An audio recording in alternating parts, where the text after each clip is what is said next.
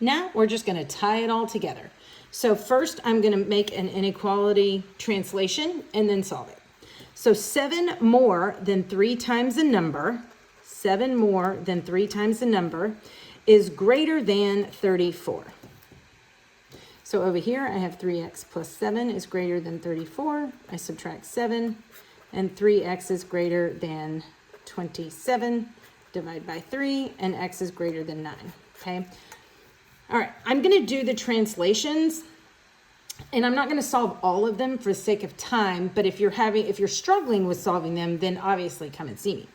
All right, 15 less than, that's a turnaround word, 15 less than twice a number is less than or equal to negative 23. Less than's a turnaround word, 15. Good thing I went back and read that. So 2x minus 15 is less than or equal to negative 23. Let's look at number 3. The product of a number and negative 7. Remember, when it's a product, you have to have your coefficient in front. It's not separated by parentheses or a dot, and negative 7 is always in front. So the product of negative 7, a number negative 7, increased by 9 is at most 16. That means it can't be greater than 16. It's at most 16, so it's less than or equal to 16. Number 4.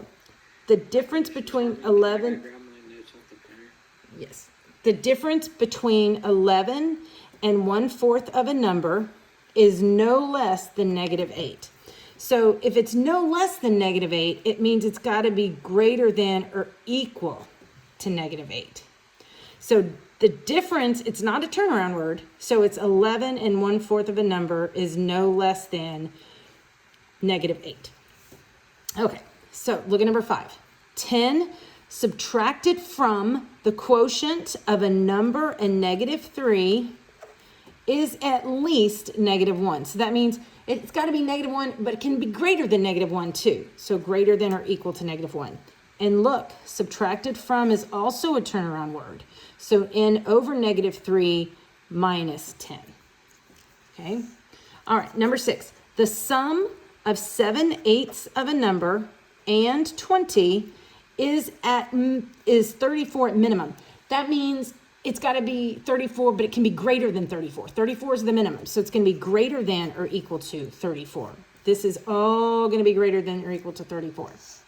And then last one, a number decreased by 19 divided by negative 6 is no more than 5. It means this cannot be bigger than 5. It has to be less than or equal to 5. So a number decreased by 19 divided by 6, negative 6. So that one looks like that.